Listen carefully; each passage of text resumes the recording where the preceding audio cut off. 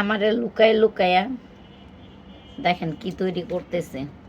কয়টা নষ্ট করছে, এর আগে 2টা কাগজ নষ্ট করতে পারে নাই, লাস্টে মনে 3 নাম্বারটা পারছে। এই যে এটা আর কি বেশি কেটে গেছে তার জন্য। তো যে এটা বলার মানে কি, মানে ধৈর্য শক্তি করলে সবই হয়। ওই ধৈর্য করে এটা বানিয়েছে দেখে এটা সুন্দর হয়েছে। দেখি না মা, এই যে ছাতা বানিয়েছি, বৃষ্টি দিন তো ছাতা লাগে, ছাতার কিনা লাগবে না। ঠিক আছে, এই ছাতাতে আমাদের সবার চলে যাবে।